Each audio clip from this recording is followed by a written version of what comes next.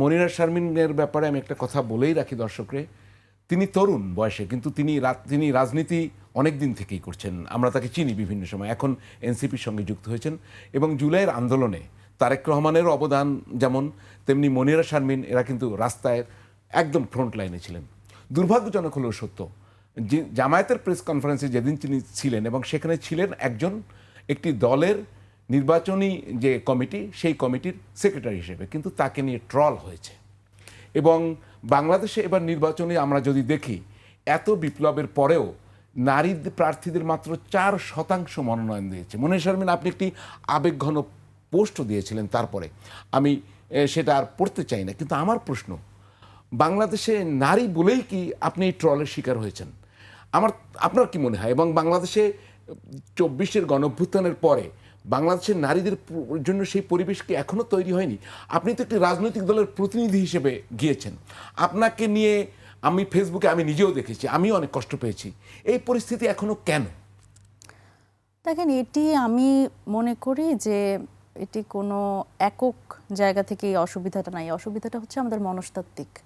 একজন নারী আসলে রাজনৈতিকভাবে এগিয়ে যাবে, একজন নারী আসলে এক বড় রাজনীতিবিদদের সাথে টেবিল শেয়ার করবে, এটি স্বাভাবিকভাবেই আমাদের গণতান্ত্রিক যে চর্চা, সেই চর্চায় নেই। এবং আমি এরকমও দেখেছি যে ঐক্যমত্য কমিশনেও যখন আসলে বড় বড় রাজনৈতিক দলের নেতারা আসতেন, তারা আসলে আমাদের দেখে একটু তির্যকভাবে তাকাতেন যে আমরা নতুন রাজনৈতিক দল, আমরা এত গুরুত্বপূর্ণ সিদ্ধান্তে অবদান রাখছি, ভূমিকা রাখছি, সেটি এক ধরনের ব্যাপার। কিন্তু এটি আমার জন্য আসলে এই বিষয়টি খুব দুঃখজনক ছিল এই কারণে যে দেখেন,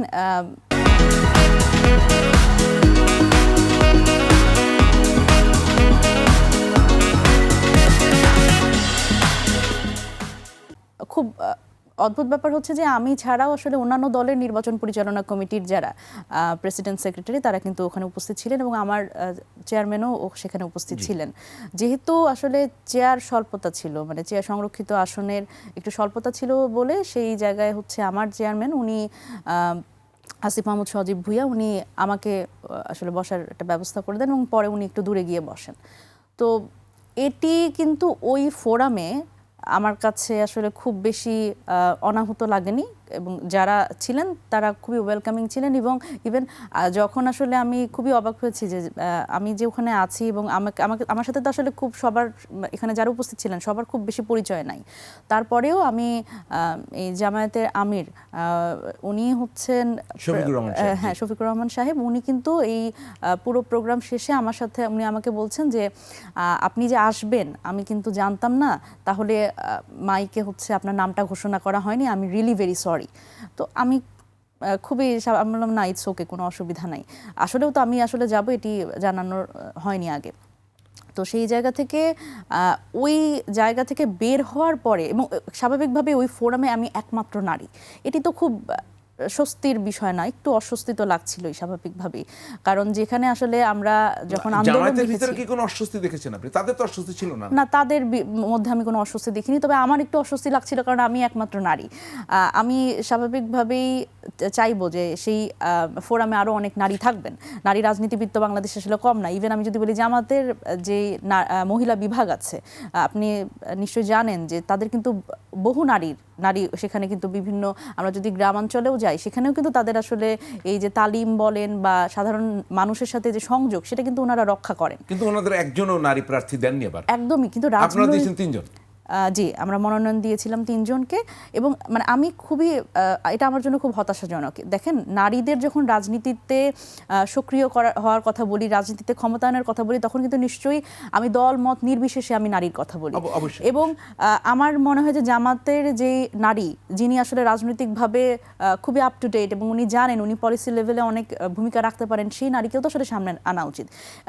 সেই জায়গা থেকে আমার ওইখানে আমার কাছে মনে হয়েছে যে সেখানে আসলে নারীরা আসলে পারতেন। এটা মূলত আপনার একটা চিঠি, আমি পরে এটা নিয়ে কথা বলবো। আচ্ছা, সেখানে হয়তো নারীদের আসলে অনেক অংশগ্রহণ হলে আমরা খুবই আনন্দিত হতাম, কিন্তু সেখানে ছিল না। এবং তারপরে যেটা আসলে হলো যে অনলাইন যে ব্যাশিং যেটা শিকার হলাম, আমি আসলে বাংলাদেশের রাজনৈতিক একজন নারীর ক্ষেত্রে রাজনৈতিক বাস্তবতা দেখলাম আসলে ওই প্রেস কনফারেন্স থেকে বের হওয়ার পরে, যে একটি নির্দিষ্ট রাজনৈতিক দল, আমি যদি বলি যে প্রত্যেককেই আমি যেই কটি আসলে অ্যাকাউন্টে গেছি এবং ভিতরে গেছি, প্রত্যেককেই আসলে হাত পাখার সমর্থক।